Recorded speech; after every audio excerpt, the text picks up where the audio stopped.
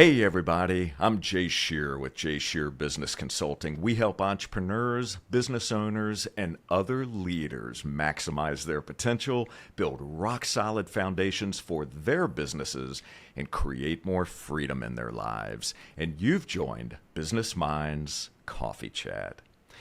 Orison Swett Marden said, "Success is not measured by what you accomplish, but by the opposition you have encountered and the courage with which you have maintained the struggle against overwhelming odds." Well, on today's episode, we're going to talk about success, turning life's challenges into opportunities, finding your voice, storytelling, and more. My guest is a wife and mom of 2 boys, a global journalist, heartfelt storyteller, magazine editor, author, speaker, editorial consultant, celebrity interviewer, media mentor, content strategist, philanthropist, and women's health advocate. With a career in media spanning 30 years, she's held various senior roles in editorial, publishing, and communications, and she's contributed to more than 150 magazines worldwide. Please welcome the VP of Media at Success Enterprises and Editor-in-Chief of Success Magazine, and the woman who's helping publishers, entrepreneurs, and aspiring authors create compelling content that elevates their message in a meaningful way, Kerrie Lee Brown. Kerrie Lee, it is great to see you. Thank you so much for being here today. Thank you so much for having me, Jay. Wow, what an introduction. Thank you so much. Absolutely. It is my pleasure. I am so thrilled to welcome you here today. I know this is going to be a fantastic conversation. And I've got to share with you that researching you and doing my due diligence in preparation for today's interview really has been, my gosh, it's been such an eye-opener. I mean, really following your career and the trajectory that you've been on, all the different areas that you touch and the impact that you've made is really quite phenomenal. And you've got a very inspiring story, which I know we're going to talk more about during our conversation. So I thought a good starting point for us would be this question. If you were able to go back and relive any moment in your life, what moment would it be, and why that particular moment? Wow, you know what? It's really interesting. I get asked a lot because I've been in journalism and in my career for 30 years. I get asked to go back quite a bit, and I've been doing a lot of thinking about this kind of area. And I think it would probably have to be two actually. One would be on a professional side. I would go back to my early 20s. And I would pretty much when I started my career, I think I made a lot of good choices. I made some interesting choices, but I do think that that's where I started to put so much pressure on myself. And I think I would go back and kind of relive my early 20s about more enjoying the process versus trying to, climb the corporate ladder. I think I would probably want to do that a little bit more. But if I went back to enjoy something that I really, really wish that I could do over would be the first time having my children. I actually ended up working throughout my maternity leaves, as a lot of entrepreneurs and a lot of working moms do, and men as well. And I think I would spend a little bit more time as a new mom and not open up my laptop. I think that's probably where I would go. Mm-hmm. Well, those no doubt those were some great lessons learned, and I'm sure that those are lessons that you ensure that you're teaching to others as well as your own children, right? Yeah, absolutely. But sometimes we have to go through those experiences to really grasp the greatest lessons that come from them. So, I could hear someone sharing that story or sharing that lesson with me, but sometimes the experience of going through it really resonates greatly, right? Absolutely, So, absolutely. And I think it's all about reflection and it's about, the times, gosh, we're all getting older now and I love the age I am because I can utilize my experience and my wisdom now with, on my personal side and in my professional side to be able to kind of bring the best of me to the forefront. And I wish in hindsight I had a little bit of that knowledge back then so I could have used that then. But again, everything happens for a reason and we're where we are today because of our experiences. So I take it all with stride for sure. there you go. I love Hmm. that. So let's stay back in time for just a couple of moments. So you're originally from Toronto, Correct. Yes. and share with us a bit about your early life. So what I'd like to learn from you is a bit about mom and dad. I Hmm. do know in doing my research that you were a competitive Irish dancer in Yes. your youth, but Yeah. share with us a bit about growing up. What kind of child were you? And talk to us a little bit about mom and dad. Yeah, well, I love talking about this. My mom is now deceased, but my dad and I are very close still. And it's really interesting. I had a very close-knit family. My dad is from Ireland, Dublin. My mom was from Wales. So all of our relatives growing, like obviously and still today, are over in Europe, actually, in the UK and Ireland. We spent all of our summers going over there. It was just my mom, my dad, and my sister in Toronto. And so we would go back every year to visit family, or they would come to see us in Toronto. And very close with my sister, still am today. I just got back from Toronto yesterday, actually, from a trip going to see her and my niece. So I would say my younger years were very happy. We were a very busy family. I was a competitive Irish dancer for 15 years, actually, and an athlete. I used to play a lot of team sports as well. And I would say from the get-go, I was kind of always a doer. I was always a person who couldn't really sit still, just always wanting to do something new. And I think it was just really my curiosity. And I think when I look back now, that curiosity has stayed with me, especially taking the path of a journalist. You need to have a curiosity, of course. And I do remember that as a child. I remember writing my first book. As a youngster, I did this little tiny cartoon book that I still have today that, it was something that I really wanted to produce.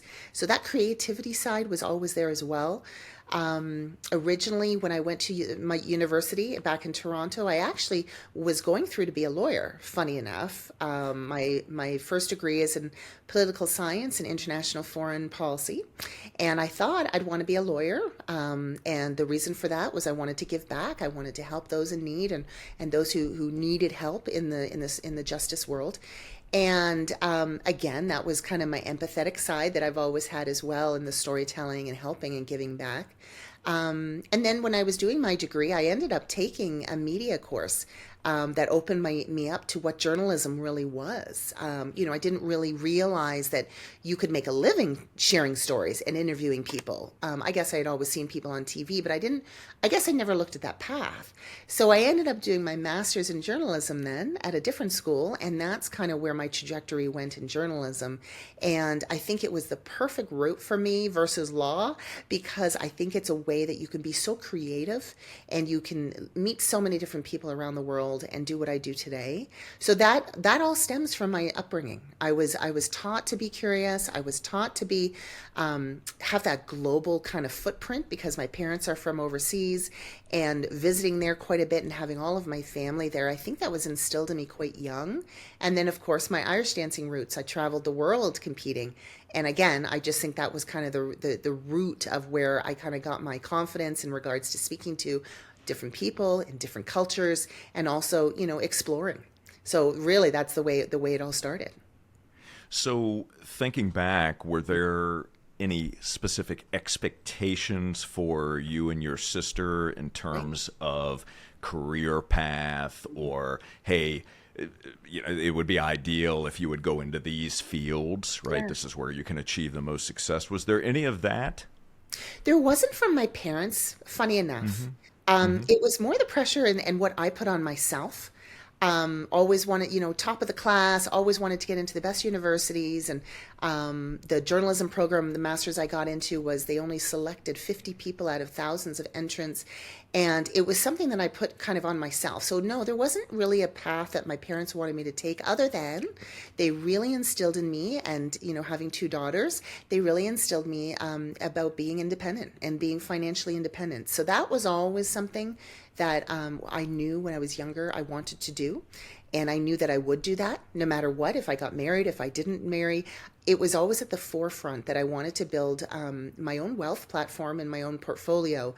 And that's where my career started to build. I started to learn how I could make money at such a younger age in all these different career paths. And that was really top of mind for me, even over getting married, funny enough. I wasn't one of these girls or women that grew up wanting to get married and have children right away. What was on my mind was getting my degrees, buying a house, being able to, do what I can to travel and to also, do what I love to do. And then all that other stuff would come into place, which is funny because that's a little bit different than a lot of women out there. So That is interesting. Now, were you to that point, were you strategic in that? I mean, did you have let's just call it a life plan, right? I'm going right. to get my Right. degrees. This is what I'm going to work on. I'm going to become financially independent, build Right. businesses. Then I'm going to find Mr. Right if that's what I want in life. Right. And that's exactly how it went. I mean, I didn't end up getting married until my late 20s, until 29, because all of my 20s were really kind of going after, that next leg of my career and trying to prove myself in the media. I mean, working in media is a public facing career. And, trying to get all of my experience in front of the camera. And we're talking 30 years ago now, but, before social media, obviously, but, on TV, on radio and all that. And I used to travel quite a bit for my roles back then as well, even to South America and Central America and Guatemala and all these different places. And so I think, when I think back to those early years, I wish that I had a little bit more sense of not trying to rush all of that. I think that was something that maybe, now with experience, I look at and say, wow, I wish I enjoyed my 20s rather than trying to always go after that next, climb the corporate ladder. Maybe I just need to chill a minute and not have to worry about my next step. I think I might have, maybe pushed it a little bit too far, but at the same time, I probably wouldn't be where I am today. So again, lessons learned. But yeah, I was always extremely driven. I think that's a really good word for me. Driven. And nothing really let me, put me down. I didn't always get the job or the promotion or the magazine that I wanted to work at, but I was always a good networker. And again, it plays into my life today. I mean, it was always something innate in me, whether it's the social side or whether I realized that it was who you knew in business. I used to do a lot of things pro bono, just for free, just to get my name out there, write some articles, go on. I was an entertainment reporter for a radio station for several years. And it was really a matter of getting out there and getting my name, starting to grow my name, which I was recently brought to my attention that that's what personal branding is today. And it's so funny. Back then, we didn't call it that, but it was really building my reputation in a career path that I felt was long term. And being the driven person I am, I didn't know it was called branding or personal branding, but now I do. And so I started from a very early age, and that's what kept me going as well. That's phenomenal. So, what was one of the most valuable lessons that you learned from your mother, whether it was directly spoken to you or just something that you observed in her that you still carry with you today? And then the flip side of that, same Right. question in regards to dad. Yeah, and you know what? I honestly, again, I've thought a lot about this too in reflection. And my mom was a Welsh lady, a wonderful woman who had a heart of gold and very empathetic. And she taught her girls to think about their own self-care, even before self-care was a buzzword as we have today. Before we really knew what it was, I remember her saying, Kerrie, you do so well. You've gotten to where you are, but take a moment and reflect and just kind of enjoy where you are. And I remember those words because that's what stuck with me too to today. Even through my health issues, which I'm sure we'll talk about, but she was there for me during that time. And she was like, Kerrie, you're going to be okay. Life has its ups and downs. You don't have to do it all in this moment. And she really helped me through the the recovery of some of my heart health issues at that time before she passed. And I'll never forget those, those words. And then my dad, who is, I'm very close with still today, who has now taken on the, the mother role as well for my sister and I, even though we're adults, we're still very close. And he too nowadays says, you know what, Kerrie, you have to be happy. And no matter what happens in life, whether it's personal, professional, whether your social circles change, whether your financial situation changes, you have to make sure that you're happy so that you can be the happiest for your children. And so you can be more productive in work. Because if you're not, then those are the type of things that obviously aren't going to come, or you'll get more stressed. So I really value those words from my mom earlier, like years ago, and then also my dad even today. And I keep them right there in the back of my mind. I'm thinking about them all the time. I'll bet you are. Now, throughout our conversation so far, you have brought up self-care, right? Yes. You've brought up taking care of yourself, self-imposed stress and pressure. Yeah. And you've brought that up multiple times, and there's a reason for that, right? Because you today focus very heavily on advocating for heart-healthy living, for taking care of yourself, for self-care. And that stems from an incident that happened with you at the age of 39.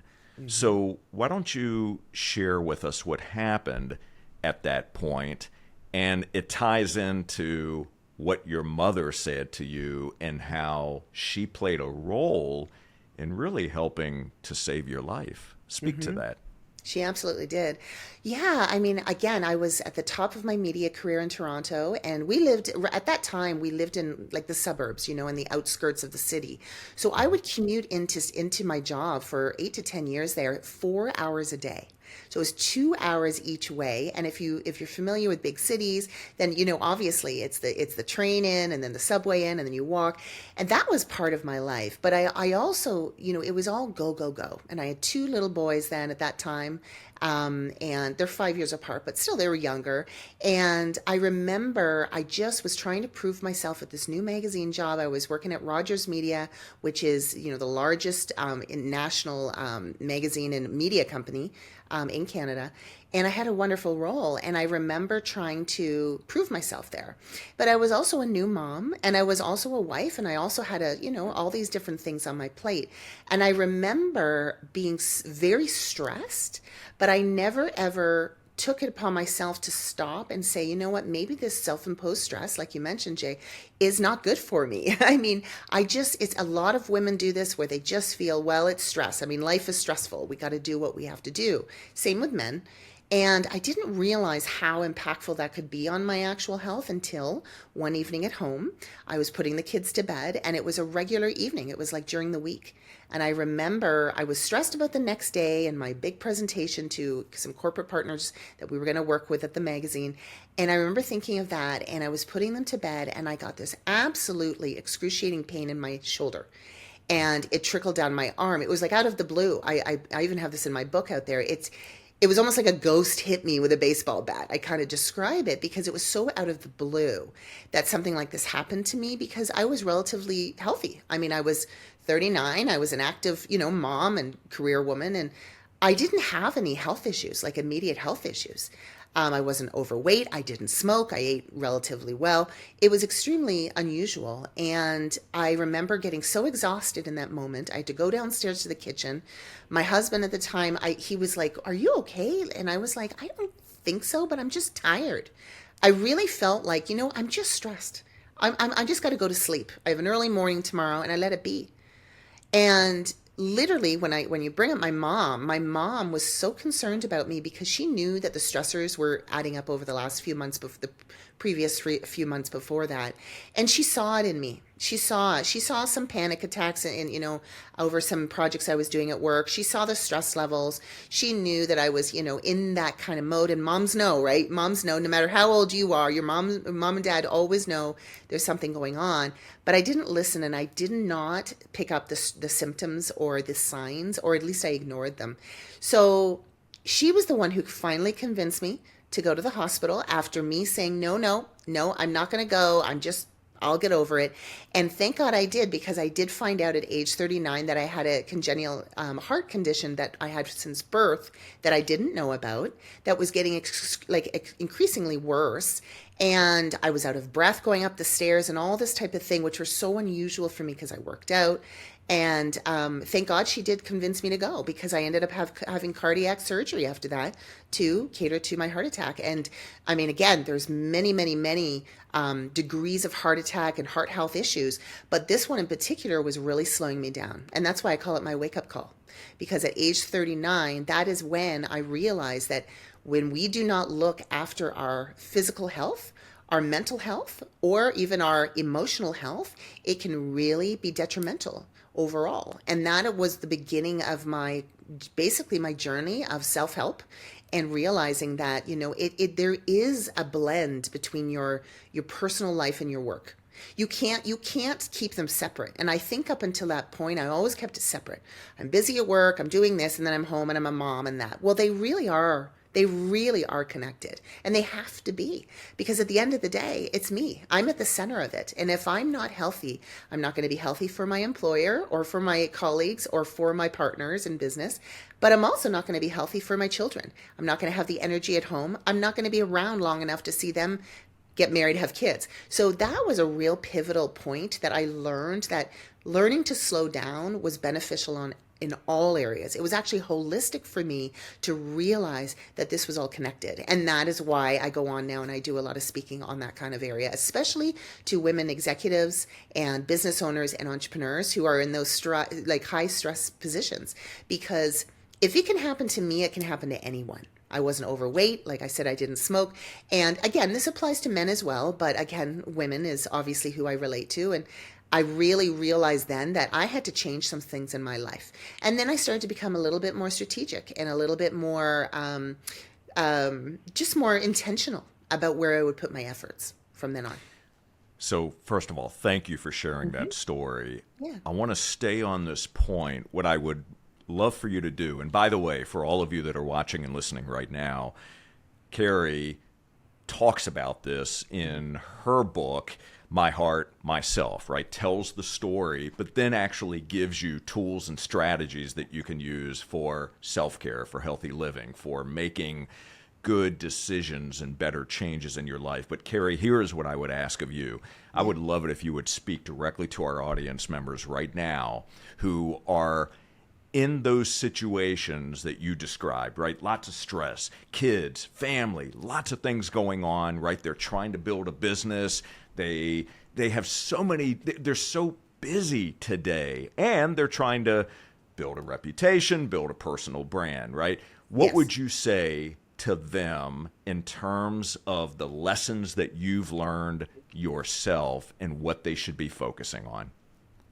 Yeah, and I think that this also applies to all ages, because when I look back on my 20s, it's some of these lessons learned could have been applied then, but it can also still be great reminders today. I'm 51 years old now, and I'm still constantly reminding myself that self-care and learning to slow down and make yourself a priority in life, whether you're at the pivotal moment of your career, or you're in your business and you've made it, or whether you're still building that dream, you have to take time for yourself to digest it all, to check in with yourself. And I do have a lot of those practical tips in my book. I think daily check-ins, now whether you want to call it meditation, whether you pray, whether you just journal, whatever that looks like, whether you just go for a walk, it's really checking in with you and making sure that your mindset is good for that day, but also that you're not stressing yourself over the little things that really don't matter in the long run. And I think that was the thing. I'm a people pleaser. And I talk about this in my book. A lot of us are, and especially a lot of entrepreneurs, right? Because we're go-getters. We want to prove ourselves in business. We don't want necessarily a boss. We want to be our own bosses. So we are obviously go-getters and, very driven people. And that's where I come from. And so I feel like we really have to make it a point to stop and think about all of our stressors in our life. If there are ways we can say no to certain requests, whether it be in work or in our personal life, that we can just stop and say, you know what, if I go and do this, it's going to cut down on my amount of sleep tonight. And I know tomorrow I'm going to, pay for that, and I have a presentation or whatever, and I'm not going to be my best self. And I think that those are type of things we have to give ourselves, the permission. Like, it's like an energy permission slip, I like to call it. We have to give ourselves permission to give ourselves the energy that we need to get through life in the way that we want, so we're not run down, we're not burned out. And in my case, I ended up having a heart attack. I mean, I'm not saying that's the way it would go for everyone, but you never know. I mean, so many tests out there, and doctors and all professionals will say that stress is the root of a lot of health issues. And, sometimes it's hard to pinpoint it exactly, but it really is. And I think, again, lessons learned, these are the type of things I have to constantly still remind myself even today. So yeah, I hope that your listeners and your viewers will take my advice just to really think about where they are in their journey, whether, they've achieved what they want or whether they're on their way there. You are going to get there eventually. And I think, if you can think of it that way, but enjoy the process, right? Then enjoy it, and then you will get there in a much healthier and happier way, for sure. Great advice. And for all of you watching and listening right now, I would encourage you to go back, rewind, and re-listen to this one section of the conversation, because there's so much great information that was just shared with you. And I know sometimes it can seem cliche to talk about, slowing down and take care of yourself, right?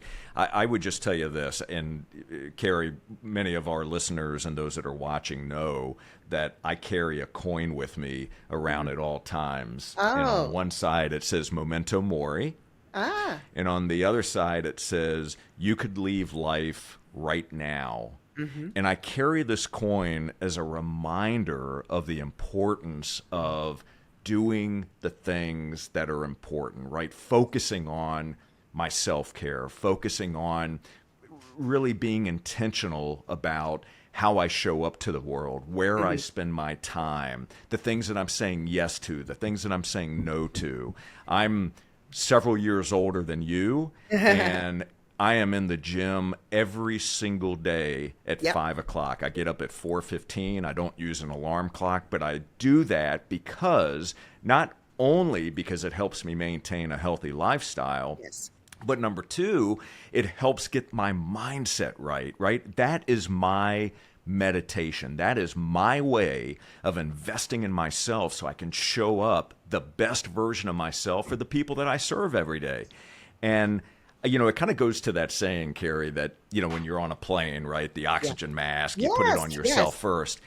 If you can't take care of yourself, how can you expect to be able to take care of others and serve others to the best of your abilities? Yes. Right. And it's absolutely right. It's funny, I do a lot of public speaking on this topic as well. And funny enough, in my presentation, I have this one photograph. It's like a cartoon, but it's this woman, and it's you know how right now, like, you always thinking about, I have to charge my cell phone. I have to charge my cell phone, whether you do it overnight or your car, whatever. You have to fill up your battery.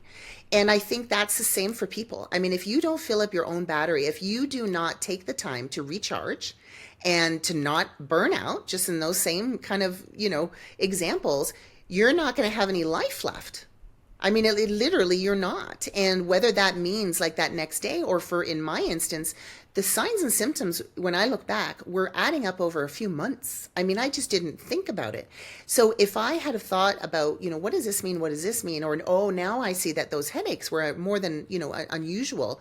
I would have definitely taken a little bit more time, or gone see the doctor at the time, or seen a professional or something. Or I would have just taken a day or two to myself. I remember not having vacation for months and months because I just thought, I have to get all this done. I really think that as entrepreneurs and as business people, and as those who are driven like that, I think we're definitely more valuable to those around us when we are the best of ourselves. We add more value to everyone else around us when we bring our value to the table. And if we don't do that and don't make yourself a priority, you're not going to show your best value. And one of the other things that I've also been reflecting a lot on lately, in my life, is leaving a legacy. Do you want people to just know you as that burnt out person who was maybe crabby because you had a bad day or a bad week, and you're crabby because you're up every night till 2 in the morning doing this and that? Or do you want to be remembered for spending quality time with not only with colleagues or partners, but also with your family and your children, your spouse, your friends, and being that more pleasant person, and so that you can, leave a great legacy and a memory for everyone too. So I am thinking of those things. And it's really interesting too, because I'm a journalist. I grew up like in my whole career of interviewing other people. That is the crust of what I do. And it wasn't until my heart issue and my mom persuading me to tell my doctor, go to my doctor, also tell my boss, open up and say, I need some time to myself. It wasn't until then that I started really sharing my own story. And that's where my whole storytelling comes in. I've realized now how important and how healing it is to share your story, because it can help other people. And this is, again, it wasn't ingrained in me because we just learned, I just had to interview other people about their experiences. But I realized then that my own value is also bringing my own story to the table as well. Absolutely. And I'm so glad you brought that up, because one of the things I wanted to talk about is finding your voice. Yes. Because as I was looking at your career, there were so many years where, you're interviewing others, you're writing stories, writing articles and so forth about someone else. Mm-hmm. And then you have this life change, mm-hmm. and it really created, although it was a terrible situation, but it also made a shift. It made a change. You looked at life differently, and it also changed priorities. Now, it's interesting that you now use your own voice, right? Yes. You tell your own story. And I think that's so powerful. And for so many that are watching and listening right now who are afraid to use their voice, whether it is in this type of format, whether it's a podcast, whether it's behind a camera, whether it's speaking on stages, whether it is speaking up in the boardroom or speaking up in a family dynamic, afraid to use their voice for whatever reason, right? Could be fear of repercussions. It could be fear of comparison. It could be that, someone's gonna make fun of me. Right. What would you share with our audience when it comes to finding your voice and finding the courage and the confidence to speak up? What are just a couple of good tools or strategies, things that they can start doing today that would help them out based on your experience? Yeah, and it's really interesting about the finding your voice, because again, going back to me always having interviewed other people and getting the story out of them as a young reporter, that's what I did. And it wasn't until my heart attack that I had friends at the largest women's magazine in Canada at the time, called Chatelaine, and the editor was on me after this happened to share my story in this magazine. And I remember turning her down for about almost 6 months. I was like, no, I can't.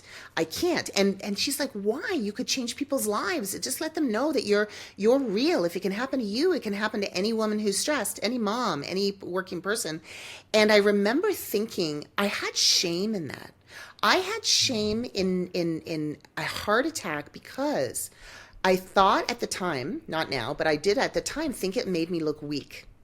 I was in the public, obviously in the public space as a public person and on the news and, all this type of thing. I was interviewed quite a bit, like on the news about the magazine. And I remember thinking, if people think that I had a heart attack, they're going to think I'm out of shape. They're going to think I don't eat well. They're going to think I don't think about my health. And what was so ironic about that, Jay, was that I spent the first 10 to 12 years of my career as the editor-in-chief of fitness magazines. So when you think about it, I should have known better about nutrition and about health and about the gym and about and also about mental health. And it was it was like an imposter syndrome came over me right then. It was like, how could I share this? I kind of look like a failure, almost like I wasn't practicing what I was preaching. And I'm the former editor-in-chief of Oxygen Women's Fitness. And if you know that publication, or if you know any of those fitness kind of magazines, it's all about, being in shape and being healthy and being an expert in the nutrition world. And then all of a sudden I'm having a heart attack. That means that there's issues with my health in that regard. So looking back on that, and that's one of the things I want to tell your listeners as well and your viewers, is that there is no shame in your story, no matter what it is. I did think there was shame in it at that time, but as soon as I shared my story for the first time, which I did in that national magazine called Chatelaine, by the way, it's the first time I shared my story publicly, I got such great feedback through readers, and the editor was like, you have to do a part 2. You have to share your story. And I was like, me? Why? I'm the journalist. Usually I'm asking other people. No, you have to, Kerrie. So I think, again, there's no shame. Whether you've been through a health issue, whether it's through a divorce, whether it's through failures in work or failed businesses, it doesn't matter. We all go through failure at some point in our lives. I do think it's a learning, a way to learn from our experiences, but it's also a way when you share your voice for other people to learn from your experience. So not only is it therapeutic when you share it and you know that you're kind of getting it off your chest, you're able to kind of almost free yourself of that burden of having this story wrapped up in your mind or in your shoulders physically about you have this kind of secret or something you don't want to share. When you release it, it's very therapeutic, but it's also like a connector. It's a connector with other people. Every time I share my heart health story, or other things that have happened in my life that people can relate to, they're like, oh my God, yes, like exactly. I can't believe you meet this whole new group of people that can relate. It becomes such a great, not only conversational piece, but also you'd be surprised at how networking in that regard can get you on, different avenues or different projects. I've gotten so many podcast interviews because I've shared my heart health story, and people are like, oh my gosh, I totally can relate. So a few practical tips would be, if you're very, very, a little like stressed about sharing it or not knowing how to share it, journaling is the best way to do it, because no one's going to judge your journals. It's just for you. If that's the first way that you want to be able to kind of get your story out there, even if it's point form. And I've also had some people journal. I do workshops and writing workshops, and I have people journal and just kind of blurt it out. And if you want to tear it up in the end and throw it in the garbage, fine. But think about that release. It's an actual physical release of writing, putting it down that it's true, and then letting it go. The next step would be sharing with your friends. I mean, I've had very, very close friends from obviously from a young age, and even as an adult, met new friends, and you think that you're close with them. You think that they know everything about you, but sometimes there's things you still don't tell people. But I have told them now certain insecurities that I've had in my work. And a lot of people are like, you, Kerrie, you seem to always kind of get the next job. You always up one yourself. You've always kind of ended up, on your feet. And I said, oh yeah, but you wouldn't believe the insecurities I've had along the way. And once you open up like that, they tend to open up as well. And Jay, just to mention, this is one of the reasons why I started my storytelling platform, RedLilyLife.com. It's for people, anybody. You do not have to be a public figure. Anybody to share their story. And that's exactly why I did that before. I did that right after my first book, was because I wanted to open up the platform for people to be able to share even a little tidbit or to a large 3-parter. I've had one woman who has survived breast cancer, and she's gone through her whole journey and shared it in 3 parts. She is now inspiring people around the world with her story. So again, storytelling is not only something I cherish to be able to give a platform for other people to help themselves, but it's very personal to me as well. And I share my own story on there. I've written quite a few reflections on there. And I think it's really something we don't do enough of when it comes to real deep personal issues, but also to just really test the waters. And even having some people go on to start podcasts, write a book, you don't have to, but you may want to once you start seeing the great feedback you get once you start sharing your story. That is so powerful. That is so powerful. Thank you so much for sharing. Absolutely. Those tidbits of wisdom, and there's so much in there. So I want to shift a bit and talk about success. Yes. Talk about Success Magazine and all the work you're doing. Now, you mentioned a few minutes ago about legacy, Yes. right? Yes. And that was personal legacy, right? Yeah. But I want to talk about legacy from an institutional perspective here for a moment. Now, Success Magazine, for those who may not know, that magazine was founded in 1897. That's 127 years ago. Yes. As we record this podcast. Now, the quote that I mentioned at the top of the show was a quote from the founder of Success Magazine. So I've got to ask you, knowing that you were going to work for a magazine that has that type of legacy, that's been around for that many years and has created an impact in so many people's lives, what was that like for you, knowing that you're going to come into this organization and that now you've got the ability to make an impact there?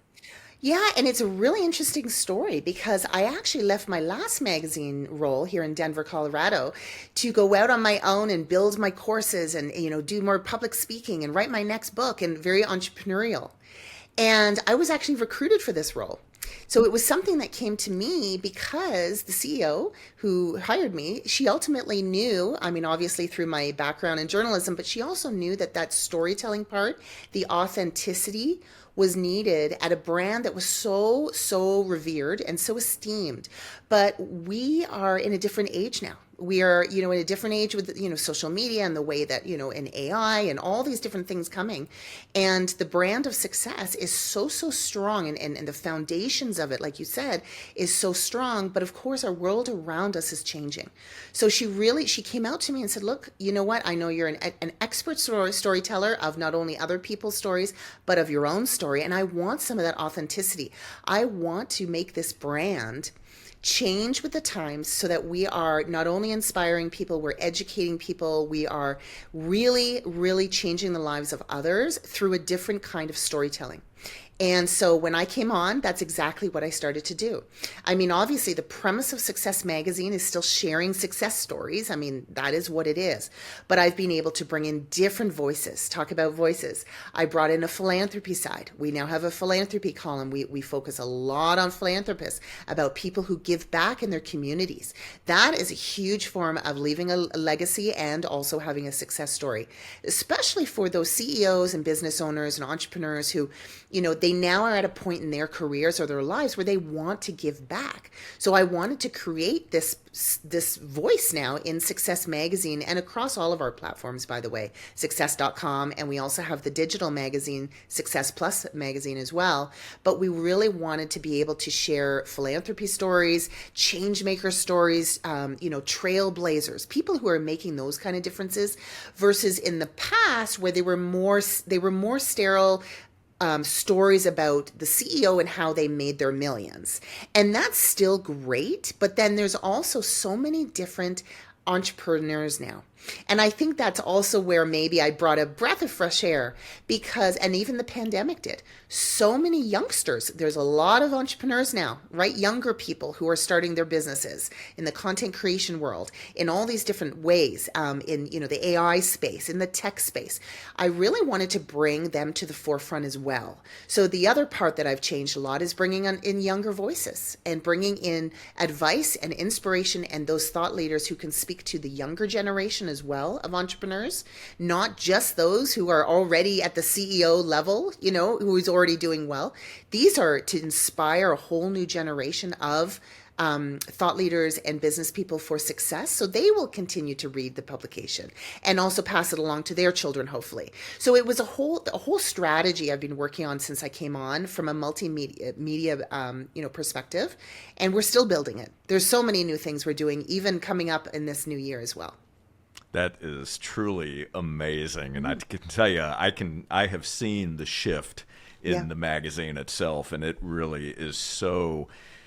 It is so instructive and so helpful, and the additional content that you're providing today really is very meaningful. And I tell you, one of the things that I really love, in addition to the philanthropy side of it, the young voices, that piece of it to me, it is so interesting to hear and to learn about. I'm around a number of young entrepreneurs today in the coaching work that I do, and I'm always so inspired by them. And it's like, Kerrie, there are no boundaries, right? There's, if you're curious enough and you're willing to put the work in, there is nothing that you can't accomplish. And I see it. I know you see it. I love hearing those stories and that passion, and the way you're able to tell those stories has really been very powerful. Yeah, so, and I think, Jay, Thank you. But it's also been something like this. When I came into success, and it's always one of my questions at all interviews is like, what is your definition of success? And everybody feels that it's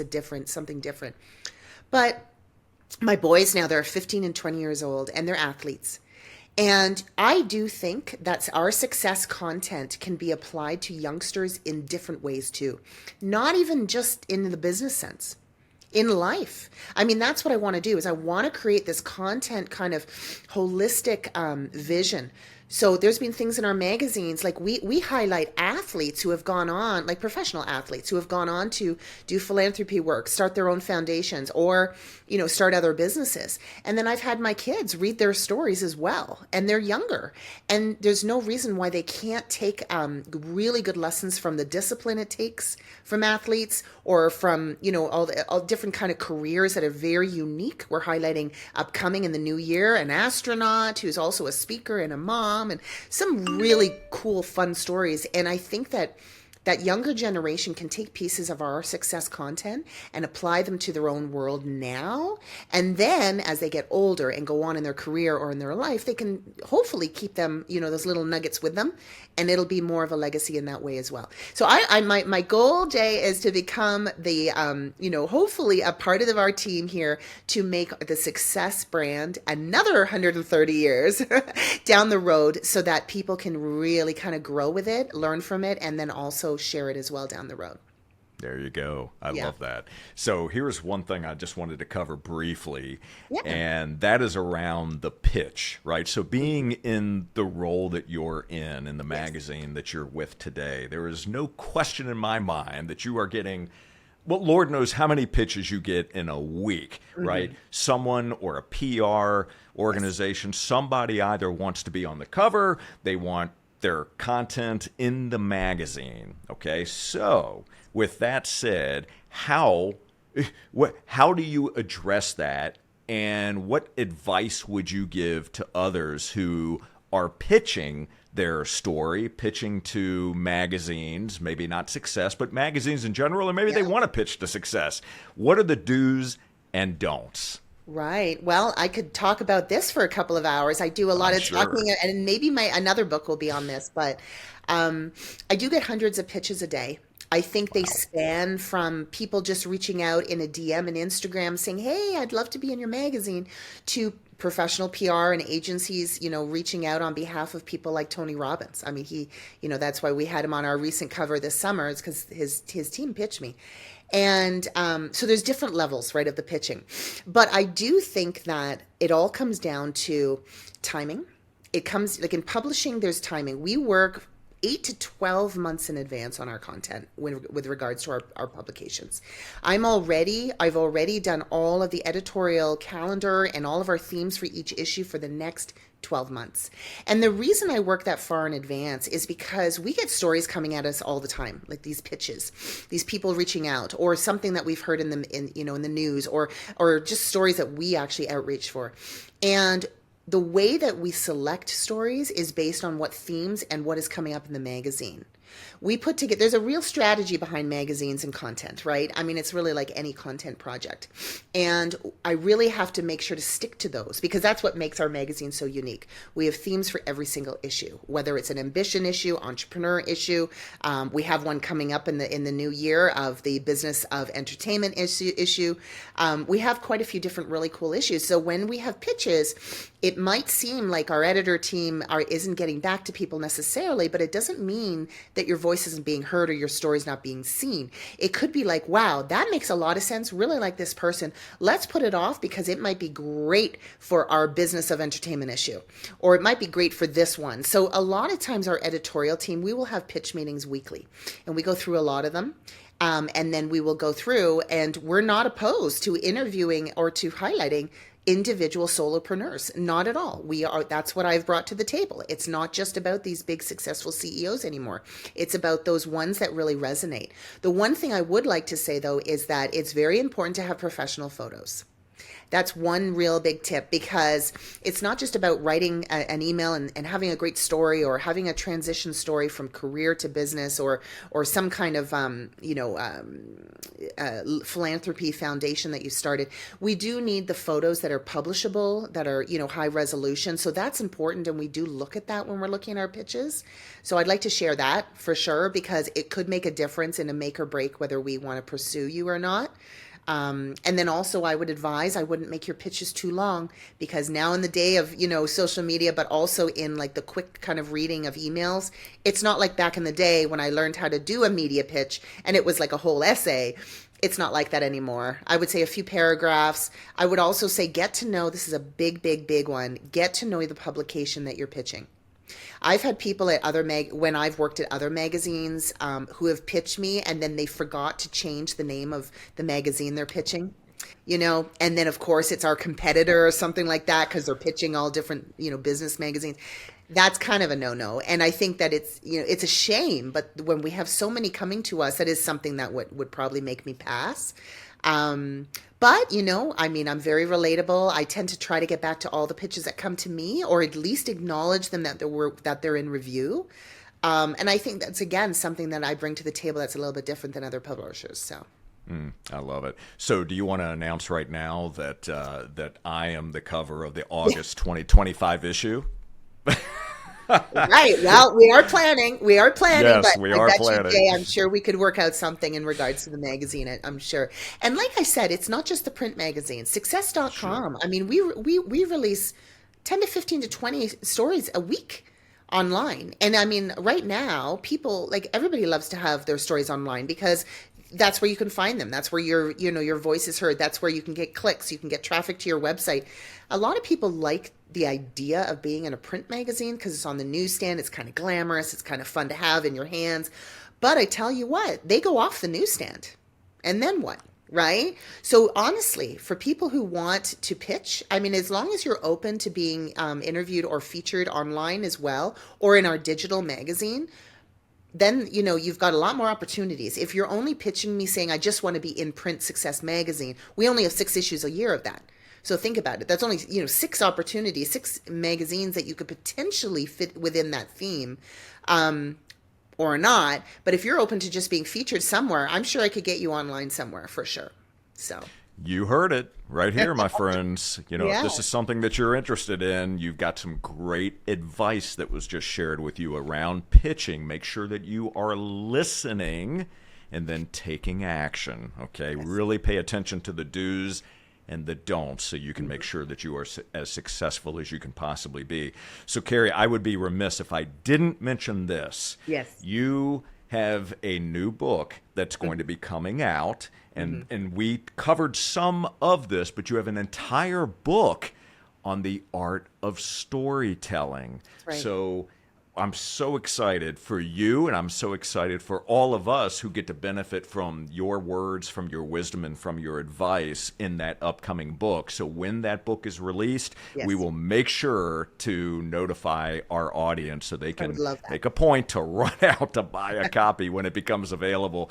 So, Kerrie, as we are wrapping up our conversation, I've got one final question for you. I would love it if you would share what one of the greatest gifts that life has given you that you didn't realize at the time. At the time, wow. I think, I'd have to, I know it sounds kind of cliche as a mom, but I'd have to say my 2 boys. I know that I did realize at the time they were a gift. I mean, as all children are. But now that they're 15 and 20, I realize that, they are these human beings that obviously have helped raise are now their own individual people. And when I see in them the light they have, the discipline they have, the goals they're going after in their own lives, it makes me so proud to think that, they're, that's a part of me. It's different when you have babies because you don't really know what's going to happen and how they're going to turn out. Now they're both at this stage where they're thinking about their careers, they're thinking about their athletic, scholarships and that type of thing. It makes me so darn proud to have two very, very successful boys at the stage they're at right now. And I also would have to say as well, my friendships. I would have to say that the friendships I have had over the years, even from grade school, I still have a bunch of friends from back in Toronto that I grew up with. They are to be cherished always because I think that those people that you can call up even if you don't talk to them for 6 months, and you just know that it's back to normal. It's just back to the old, Kerrie and little Julie, and it's just us. We don't even have to impress each other with our jobs or how much we're making or what we're doing. We just talk about really more memories and about you have that connection. So I think that those connections and friendships will last a lifetime. And then also my children, I mean, they're my future and they're my legacy. And I hope that I've made an impression on them that they will continue to carry through life too. So I would say those two things. Beautifully said. Thank you. And Kerrie, I want to thank you so very much for joining us today on Business Yes. Minds Coffee Chat. What a phenomenal conversation. I've really enjoyed this. I Good. know all of you that are watching and listening have as well, and that you've learned a lot. And Kerrie, I'm grateful for you. Thank you so very much. Thank you. Thank you so much for having me. This has been an absolute pleasure. And like I said at the top of the show, I love talking about all this stuff because it's real life. It's life, and whether hopefully there's some tidbits that people have been able to grasp, and just kind of see that my authenticity nowadays is because of what I've gone through, but also what I've been able to contribute. And I really, really am honored that you've asked me to be on. So thank you. Absolutely. It is my pleasure. And for all of you, thank you so very much for watching and for listening. And I have a quick favor. Would you please take a moment to subscribe, rate, and leave us a review on Apple Podcasts? That helps us expand our reach and attract incredible guests just like Kerrie. And to enjoy more episodes, guess what? All you need to do is visit jscherbusinessconsulting.com, click that podcast button, and my friends, until next time, keep learning, keep growing. Make sure you pick up a copy of My Heart, Myself, and buy a subscription to Success Magazine, and we'll see you on the next Business Minds Coffee Chat. Take care, everybody.